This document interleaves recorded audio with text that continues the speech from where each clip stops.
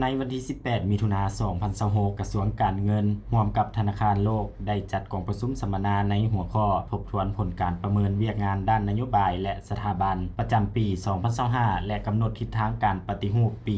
2026 โดยการเป็นประธานร่วมของท่านปอ.วงศ์คำแหงวงศ์ทจักรหัวหน้ากรมร่วมมือและการเงินสากลกระทรวงการเงินและท่านคีมาเอ็นทาราหัวหน้าองค์การธนาคารโลกประจำสปป.ลาวมีคณะกรมคณะรับผิดชอบเวียกงาน CPIA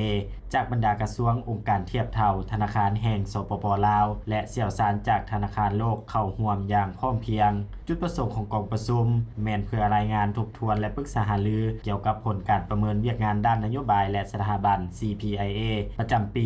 2025 ของสปป.ลาวซึ่งดำเนินการประเมินโดยธนาคารโลกพร้อมเดียวกันนั้นยังเป็นการเปิดเวทีให้ทุกแขนงการของภาครัฐได้ร่วมกันกำหนดแผนปฏิบัติงานตัวจริงเพื่อการเกี่ยมความพร้อมรอบด้านสำหรับการประเมิน CPIA ในรอบเวียนปี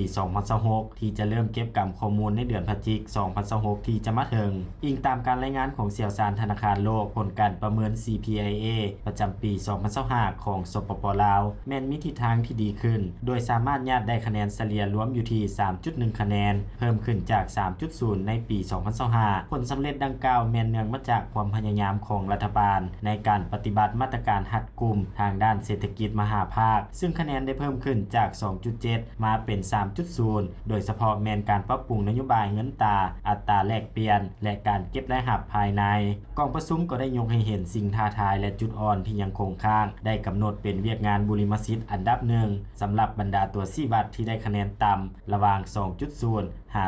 2.5 คือนโยบายและการคุ้มครองหนี้สินต้องเล็งจัดตั้งปฏิบัติแผนยุทธศาสตร์ด้านการคุ้มครองหนี้สินระยะกลางแขนงการเงินธนาคารต้องเพิ่มทวีการคุ้มครองความเสี่ยงของระบบธนาคารการปกป้องสังคมและแรงงานต้องสร้างฐานข้อมูลผู้ทุกข์ยากที่เป็นเอกภาพและขยายตารางการคุ้มครองสังคมคุณภาพของการบริหารภาครัฐต้องหันไปสู่การคุ้มครองทรัพยากรมนุษย์โดยอิงใส่ความรู้ความสามารถอย่างแท้จริงความโปร่งใสและการต้านการซ่อนราดบังหลวงต้องอยู่แห่งการนำใช้ระบบคุ้มครองข้อมูลข่าวสารการเงินภาครัฐ EPMID และเพิ่มทวีบทบาทการตรวจสอบแห่งรัฐในตอนท้ายของกองประชุมท่านประธานได้เรียกร้องให้ทุกกระทรวงและองค์การที่เกี่ยวข้องจงเพิ่มทวีความเป็นเจ้าการประสานสมทบกันอย่างใกล้ชิดกับกลุ่มเกี่ยวข้องของกระทรวงการเงินก็คือธนาคารโลกเพื่อสั่งรวมการสนองเอกสารอ้างอิงที่ชัดเจนเกี่ยวกับผลสำเร็จในการจัดตั้งปฏิบัตินโยบายตัวจริงเพื่อรับประกันให้การประเมิน CPIA ในท้ายปี 2026 นี้สามารถสะท้อนให้เห็นถึงการพัฒนา